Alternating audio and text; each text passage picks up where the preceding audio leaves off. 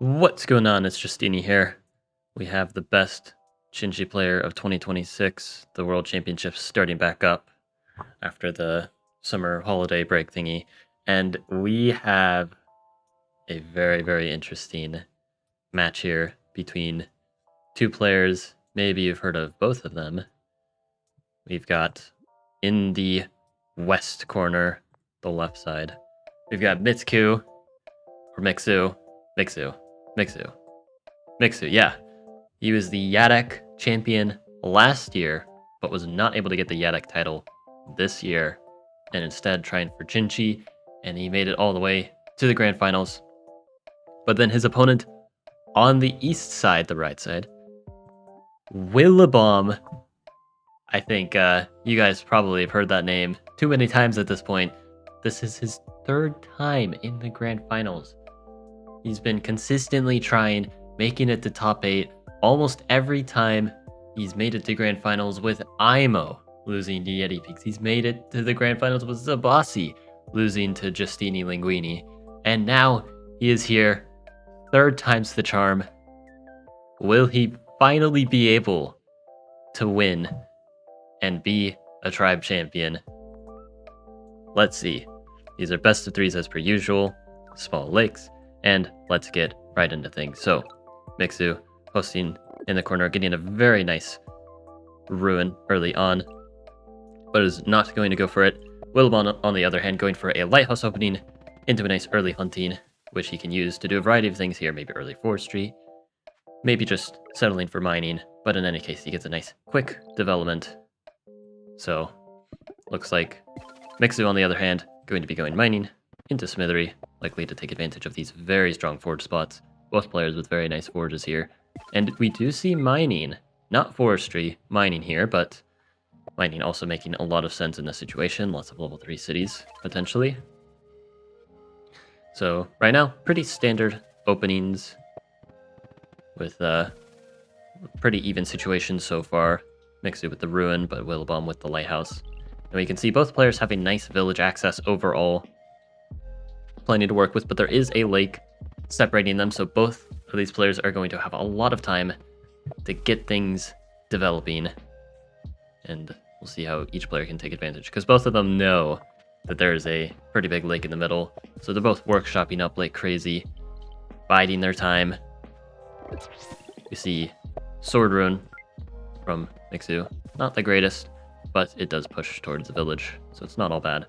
And now we see taking advantage of that nice level 4 forge spot right at the get-go. Turn 7 giant. It's just another day for good old Xin-Xi, able to get those insanely fast giants. Now we see an Explorer Ruin, much better than the Sword Ruin that Mixu had. Able to get meeting stars and a lighthouse.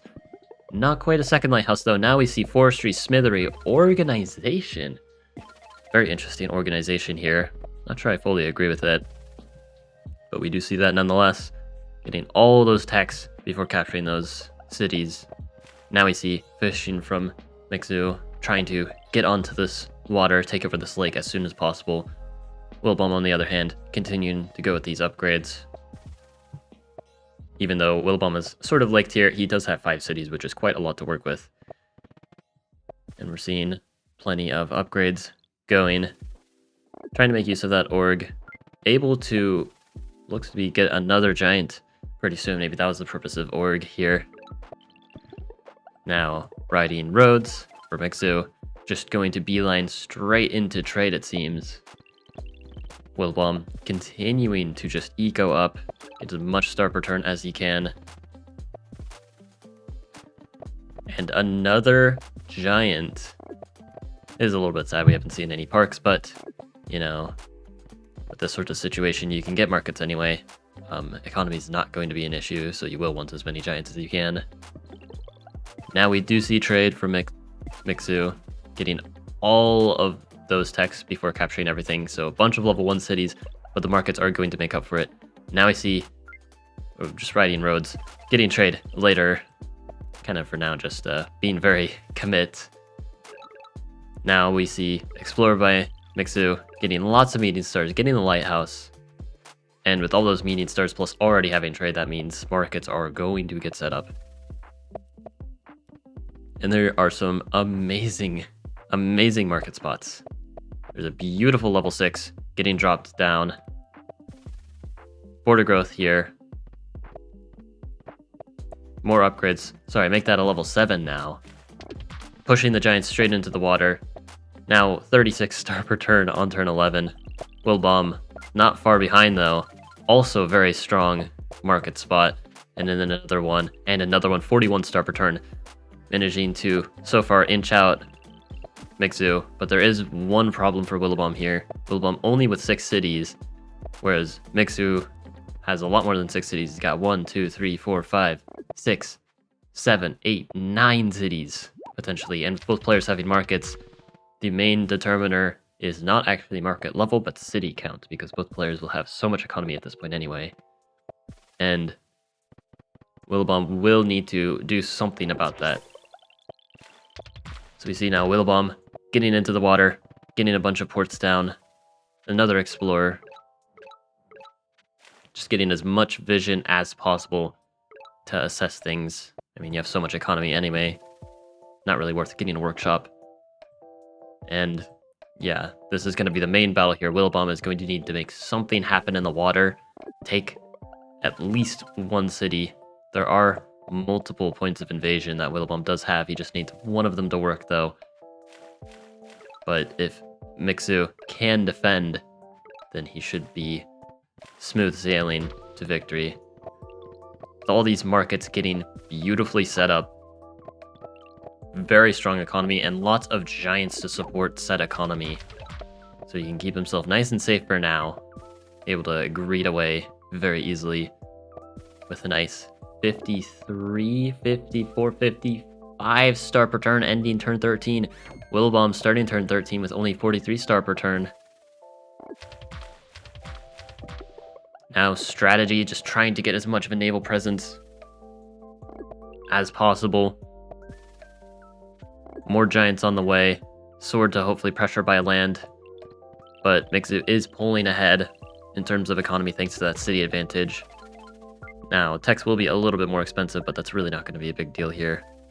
The main thing is just, you've got this really huge economy. You just need to hold on to your cities. Looks like Willabom mainly pressuring in the north here. Resource ruin, which isn't that good here. When you have this kind of economy, 10 extra stars isn't much, but it's something. Another giant. Xin-Xi really popping so many giants out. Well, both Xin-Xis in this case. Juggernaut splashes everywhere. So many juggernauts in the water, it is frankly ridiculous. Neither side having a quadism yet, surprisingly. But that might change in just a little bit. Willabom deciding instead, though, navigation, seeing all those juggernauts bunched up like that. Goes for a bomber to get some huge splash value. And Mitsuku doing the same, so pretty unconventional for both sides, actually. Opting to forego a quadism in favor of getting all that splash damage from all those bunched up units. Really good foresight with both players here. Opting to take a different approach in the moment, seeing a different opportunity. Now ramming, but still not able to get a quadism yet. Mixu also pressuring with bombers, able to just deplete the giants away. If you can just get rid of the giants, then that's going to be it. And it's looking quite grim for Willabom already. Perhaps maybe the quadism would have been better to have those giants survive for longer. Unfortunately, the momentum is gone, even though you can defend yourself and even get the siege going. It looks pretty dangerous, but the unsiege will be there. Now a quadism dropping only now, but it is too little too late. Mixu able to defend without issue. And Mixu takes game one, so Willabom really needs to win this, and he needs to win both games back to back. Let's see if he can make it happen. I'll go ahead and cut to the next match. All right, game two. This time, Willowbomb hosting in the east, Mixu in the west. Let's get started. So, a bit of a different situation this time, where Willowbomb has a lot of animals to work with. Mixu also with plenty of animals to work with, but also some very, very strong forge spots. And we do see early hunting to capitalize on all those animals. It's always nice when you can do an animal opening instead of a mining opening because it is just so much faster. Mines are pretty expensive and mining is also pretty expensive. Now in this case, it looks like we're going to have a land battle. Goes for a workshop, not an early explorer, likely because Mixu did not pass 1,000 points yet, but he really wanted that upgrade anyway. Now we see steps on the mountain, meets Mixu immediately. Forestry, not opting to chop. Well, chops twice for a warrior. Maybe thinking about math in this situation. Mixu also going forestry, but going a bit heavier on the chops, makes a lot of sense. Normally, the downside with chopping so much is you miss out on a ton of population, but that's no problem for the tribe that can get population easily. Now we see archery, chopping for an archer now. Again, it looks like you're getting rid of a ton of population, but in this case, this early initiative is going to be a huge deal, allowing for an immediate siege. More archers to go. Even though this can be unsieged, it's very rough to deal with because not only is this a level 3 city with a workshop, but also it's going to allow Willowbomb to pressure so much more with these archers, and you can already see once you get enough archers going, then it makes defense very, very tough, and you can't save yourself with giants because those also die to archers. So Mixu needs a plan, and he needs someone fast. We see now mathematics from Willowbomb, confident in the archers that he already has, and is also pop capped, so it's not like he can make more archers in the front. Nice explorer. And you can see some very delicate micro here, keeping all of these archers alive and well, hopefully vet assigning some in the future. Mixu, on the other hand, trying to develop here, not getting warriors, which may prove to be a bit of a mistake here as Willowbomb further approaches, and there's not really going to be a good way to defend. Seems that Mixu's plan is to just get Smithery, get a bunch of giants going. Willowbomb, though, has math, will have no issue dealing with giants. Now Star Ruin, though, Star Ruin might just save Mixu here. He's going to be able to get the giants going. Maybe, just maybe, he can also get the support that he needs. Gets the giant in the middle. Gets the second giant in the middle, using Park of Fortune, because it's a lot cheaper here, rather than using 2 fours, because speed is the name of the game here. He needs to support these giants ASAP. That's the essential thing here. Going for a third giant as well. But just 3 giants and 1 warrior, and another straggler in the south. Willowbomb's archers are going to have a field day here, and these sawmills going to town with the development, not only just good economy, also good market potential later on. See another population getting everything nice and developed, ready to support the archers with some giants in the front. Mixu getting archery himself now to finally get some support, very much needed support for his giants, as well as a sword in the front. But Willowbomb is already ready with giants of his own, and he was able to spend plenty of time developing while pressuring at the same time. Mixu, on the other hand, pretty constrained, getting an extra city in the south, but otherwise kind of locked to these 3 cities. And Willowbomb still outnumbering with archers. Now we see riding roads setting up for trade potentially, and also able to road the archers if need be, upgrading the city in the north. Will we see some more chopping? We see 1 more chop and an archer. Mixu, tons of stars on hand. Goes for riding roads as well, maybe also going for markets. Makes some more units. And with roads, they should be able to adequately support these giants, but they do still seem a little bit overextended, these giants. Kind of getting picked away at. Willowbomb going for trade now, wow. Kind of pivoting a little bit. Instead of sticking with the pressure, just deciding, you know, the opponent can't really punish me. I'm just going to go markets. And Mixu having to send one of his giants back, trying to send the other forward just to put some pressure on Willowbomb.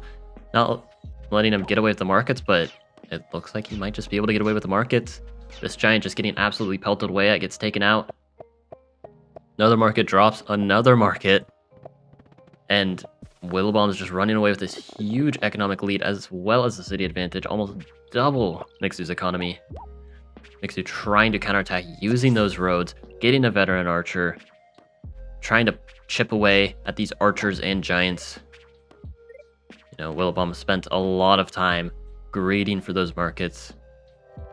Now Star Ruin though, again, not the greatest when you already have 35 star per turn, but it's still pretty useful here. And Willowbomb has just enough on defense to be able to clear things without issue. Another population growth to get another giant in the north. More units. Gets a road connection that doesn't do anything. More upgrades. More connections. Now that road connection actually does help. And yeah, Willowbomb able to replenish his forces, no issue, and this economy advantage is just going to continue to snowball.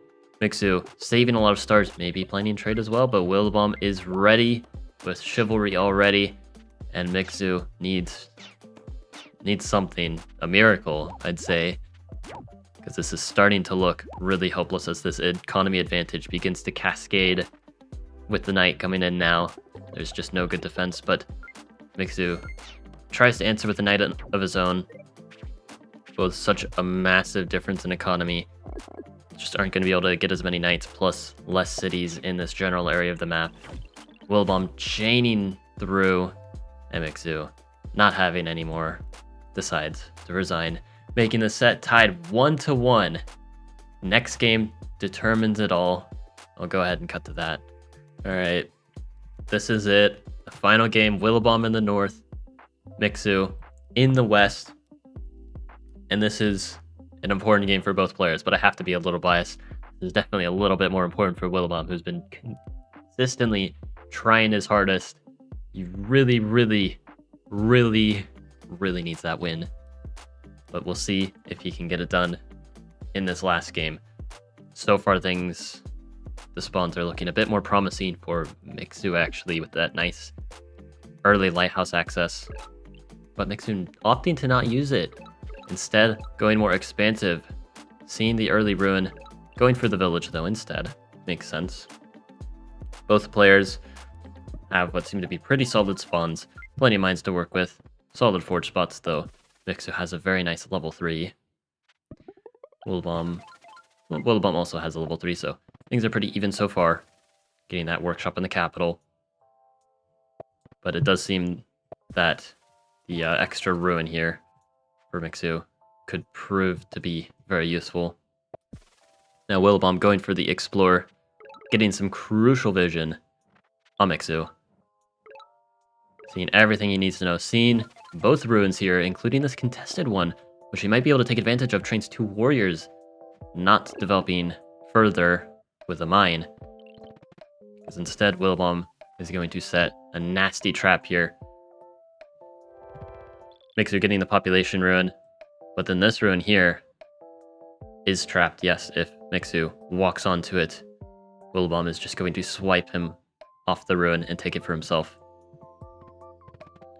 But with the population ruin, things are looking good for Mixu. Anyway, now he goes for the lighthouse, and he steps on the mountain, not the ruin, possibly suspecting what Willowbomb was up to, and just avoids the ruin entirely, gets meeting stars instead. And now, Mixu able to get a lightning fast turn 7 giant into a second giant on turn 7. Willowbomb, on the other hand, kind of left scrambling here without really much to go off of. Maybe we'll see Smithery here. We see another mine here. Smithery seems like a must here. Get your own giant on turn 7. I mean, this is classic Xin-Xi business. Both sides with very, very quick giants. Where's the Park of Fortune going to go? Goes in this city. So what's the plan to get a giant in this western city? Mixu is throwing a giant at that city immediately. And with the giant push as well, 3 giants to Willowbomb's 1, even though the city count right now is dead equal. Willowbomb going for archery now. Maybe that's the plan, just pelt away the giant before it's even a problem. But now also archery from Mixu. Both sides with archery. And 2 vet sword ruins. Which is really tragic. I'm sure Willowbomb was really relying on something here because this is starting to look really bad. You can see only 14 star per turn to 15, but this is a level 1 city that can be developed very quickly. And this is just a ton of pressure. You can see how many more units Mixu has. So double vet sword is not what you want to see. Both of them in the back, basically effectively useless. And Mixu is able to just siege. And that siege is just going to hold. Now we see forestry, continue developing. Another archer, keep the pressure up. And there's no unsiege. And just like that, Mixu takes that city and Willowbomb's hopes and dreams.